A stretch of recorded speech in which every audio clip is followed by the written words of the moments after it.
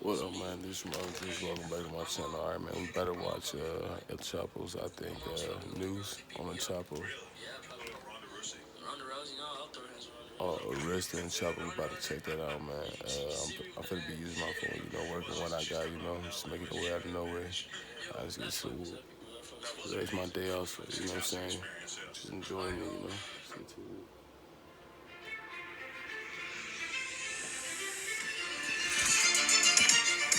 Yeah, I'm doing the peanuts. He was the peanuts with Pepsi. Do your homework on that. That's Mexican tradition. World's most wanted drug trafficker. For decades, the ruthless Joaquim El Chapo Guzman destroyed millions of lives and reaped billions of dollars. But when he was finally captured a few weeks ago in Mexico, wearing a filthy singlet over a middle-aged paunch, El Chapo looked more like El Cheapo. While law enforcement authorities rejoiced at his arrest, She got jokes. It's nowhere near mission accomplished in the war against drugs. Just the opposite. Business is booming.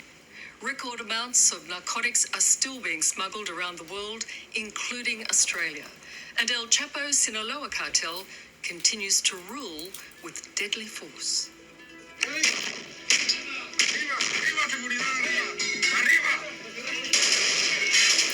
It was bloody and violent. Mexico's elite Marines were taking no chances in recapturing the world's biggest drug dealer, Joaquim El Chapo Guzman. I was not playing. It was really trying to catch him that day.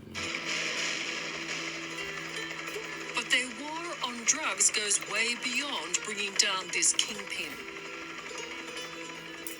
The border between America and Mexico is the real front line in the narcotics battle.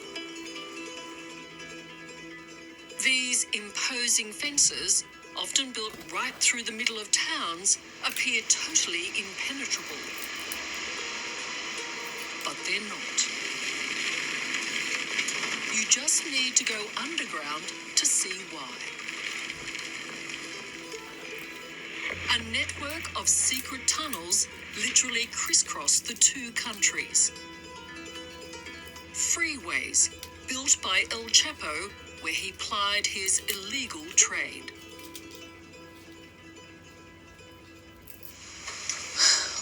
What I find extraordinary is that this tunnel is 70 feet deep. That's about 23 to 24 meters.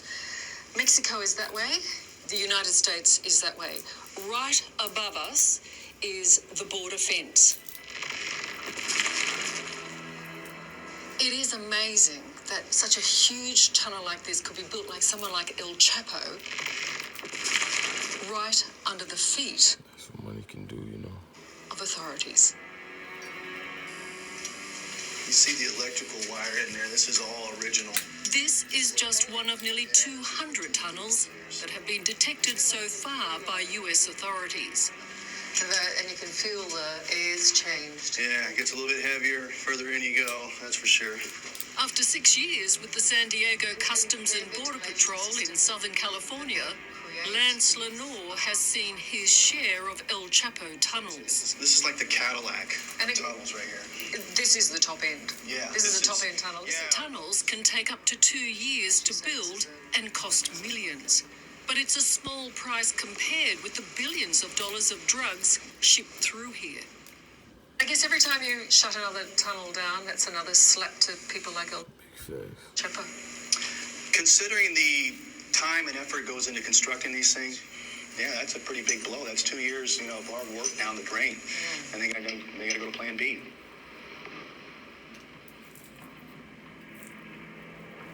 El Chapo didn't Plan B next tunnel. need Plan B when authorities thought they'd well and truly locked him away 2 years ago in Mexico's Altiplano maximum security prison.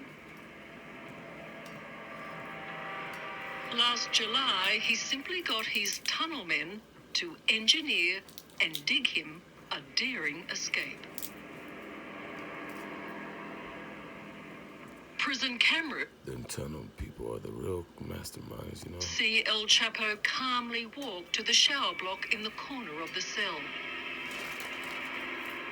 Seconds later, he's gone.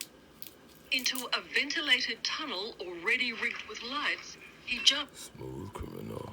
on this motorbike bolted to rail tracks and disappears.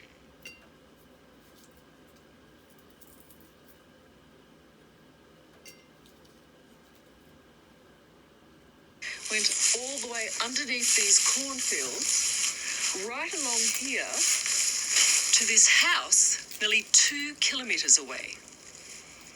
It was an audacious escape that made headlines around the world. For Mexico's authorities, it was humiliating. This was El Chapo's second prison bust-out.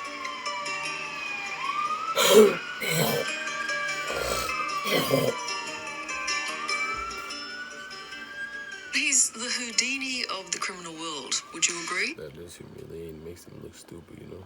Absolutely. The Sinaloa cartel controls. Jim Dinkins, a former director of America's Homeland Security The Mexican Houdini.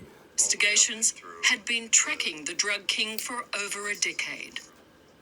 Do you have a begrudging admiration for that? No, because you can't He whooping. He lying. admire somebody with that much evil in them. Is he evil? Is that what he is? Well, it's hard not to be evil They envy that mind though, you know. if you're That money, you know. responsible for the deaths of hundreds of people.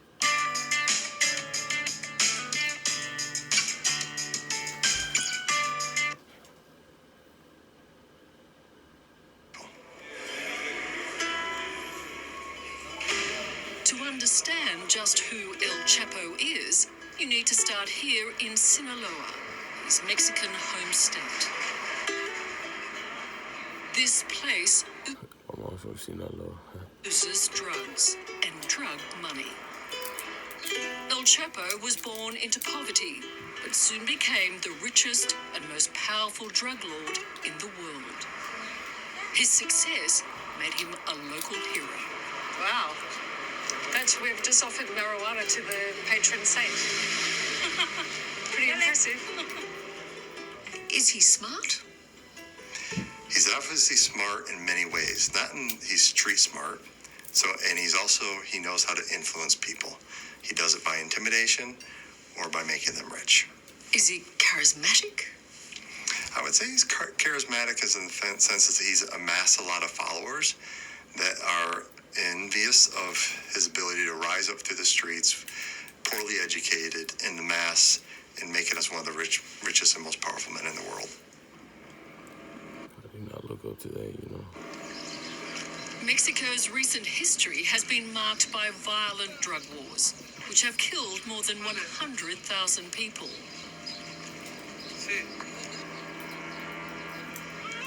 El Chapo's Sinaloa cartel is among the most vicious.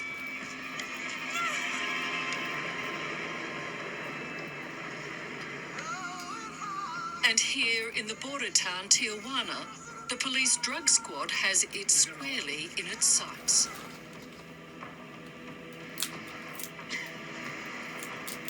But enforcing the law is not easy when so many in the community are on the receiving end of bribes.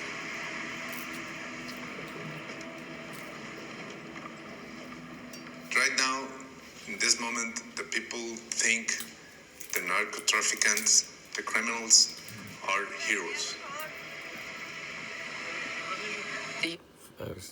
It's called narcocultura, you know. Young people see the drug traffickers as heroes. Former police chief Julian Lezeloa has been called Mexico's bravest man. 8 times he's been targeted by the drug cartels, and the last time, last year, they almost won. As he sat in a car, a gunman walked up and shot him at close range. It was 3 shots. Yeah, that's a hit. And the last in my spinal.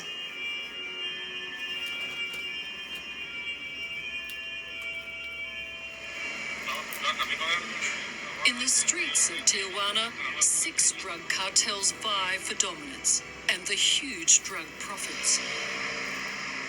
El Chapo's cartel controls 60% of the drug market, which earns him about $3 billion a year. And a slice of those profits comes. He probably was a dirty cop because the cartel said that they don't target nobody who don't deserve it, you know. From Australia. And the reason for taking drugs to Australia is pure and utter profit. Absolutely. In the United States, the average kilo of cocaine in the streets of the United States might get you $25,000. In Australia, you could make $250,000 off that same kilo. And to be successful in Australia, is it reasonable to assume that El Chapo has a network of people in Australia? Yes. There's usually a homegrown network that's already existing there for a distribution of to the street level. El Chapo has wealth and fame and, not surprisingly, loads of confidence. Which might explain why, while still on the run, he gave an interview to Hollywood actor Sean Penn. He That shit cocky. happily admitted he was in the narcotics business, but not the cause of their devastating impact. Si no hubiera consumo, no hubiera venta.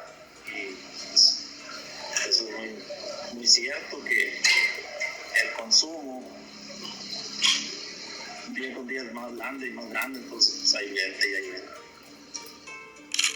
El Chapo's flirtations with Hollywood proved to be part of his undoing.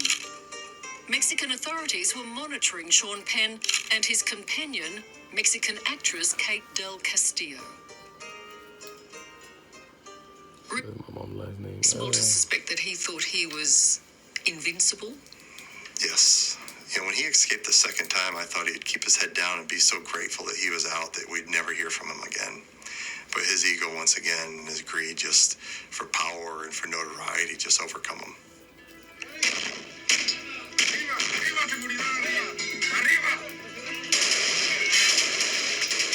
Just 6 months after his daring prison escape, Mexican Marines cornered the drug lord in Los Mochis on the country's east coast. El Chapo's last moments of freedom were violent.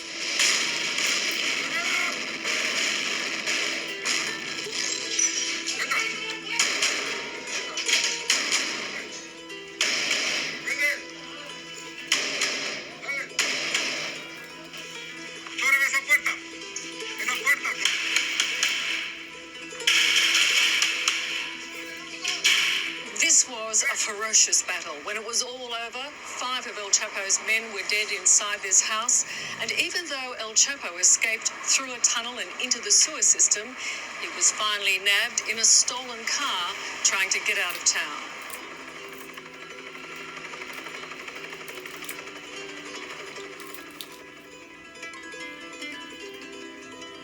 What is he thinking?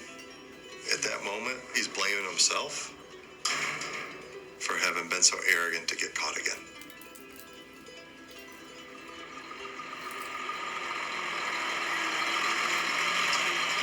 El Chapo is now back behind bars in the same prison he escaped from. This time, security has been Not the same one, come on. overhauled. Now, hundreds of police and military guard the jail. New cameras and motion sensors have been installed in his cell, and there are even dogs trained specifically to sniff out El Chapo's scent.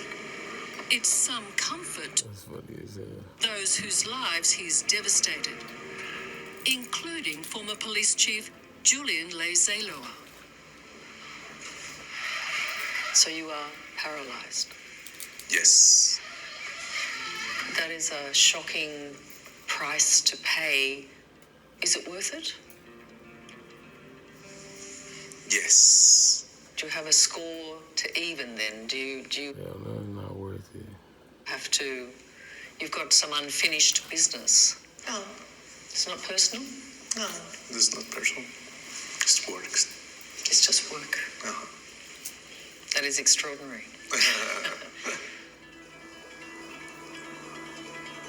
US authorities are seeking El Chapo's extradition. The hope is that he'll spend the rest of his life imprisoned in America. That may take months. For now, night has fallen on El Chapo's free run in Sinaloa. But as he stands alone in his cell, no one doubts for a minute that he's already planning his next escape. If you were in charge of keeping El Chapo To this day, he hasn't escaped again, though. in a prison in Mexico, how would you be feeling? I'd be getting him extradited as fast as possible. You'd get him out of there. Yes. Right now, if he's not already trying to bribe somebody, trying to intimidate somebody, and that would be the part that would worry me the most, is the intimidation of people working at the prison and their family members. Even from inside his cell, he'd be working it. Yeah, he has That old lady, sexy as hell, you know. a whole corporation of criminals outside those doors that were already planning for if he ever got arrested, what would we do? So he's had time to think of that. And I would want him out of my jail and out of my prison and out of my country as fast as possible. That sounded racist as hell.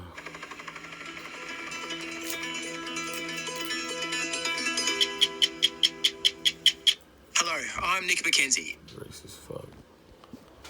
Alright, I'm finna end the Woo here. Be sure to like, share, subscribe, comment your favorite part of the video, tap that notification bell, turn your notifications on. If you guys want to donate my channel, CashApp gonna be in the bottom of the link description. Alright, man, stay tuned. We got big things coming up on this channel. I'm Sledrorodriguez, and I'll see you guys on the next episode of In the Day in the Life of Upcoming Rapper Squad.